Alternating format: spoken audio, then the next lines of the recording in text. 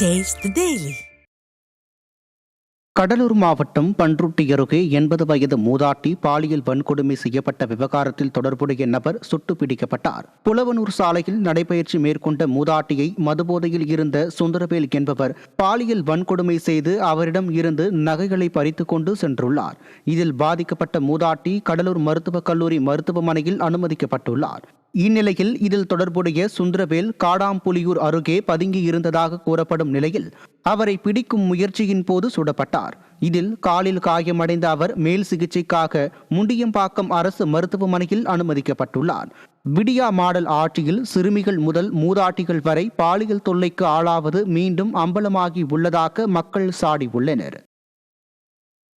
பெரம்பலூரில் திமுக மாவட்ட செயலாளர் ஜெகதீசனிற்கு எதிராக ஒட்டப்பட்டுள்ள சுவரொட்டிகள் அக்கட்சியின் சமூக நீதி லட்சணத்தை வெட்ட வெளிச்சமாக்கியுள்ளது.